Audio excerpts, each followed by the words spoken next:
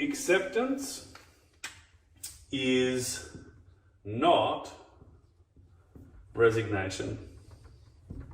Okay?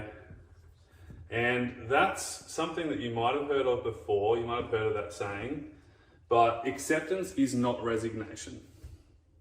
And this is where it can kind of go, I guess, two ways. And I want to help you with the second way because this is ultimately what helped me get better. It was the starting point and the catalyst for me to get better. And it took a lot of work and it didn't happen overnight. You know, I wanted full disclosure, like there's no overnight cure, there's no overnight quick fix. But what I can tell you is over time, when I started to do the right things consistently, I started to notice progress.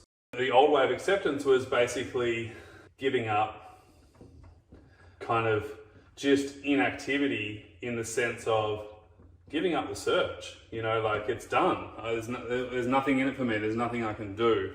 It's hard to continue to do it when you're on your own, you don't have accountability, you don't have the right support system, and it's pretty challenging, right? Not just physically, but the mental, emotional aspect of this is super tough.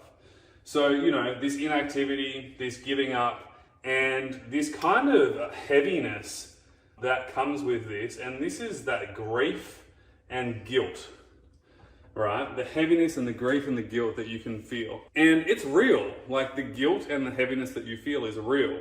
But what I'll say to you is there's an opposite way, right? And this is where we come back to acceptance is not resignation. It's not sometimes what we do, it's how we look at it and how we go about it that's super important, right? So on the other side is if we imagine that acceptance is not resignation, then all of a sudden we have a starting point.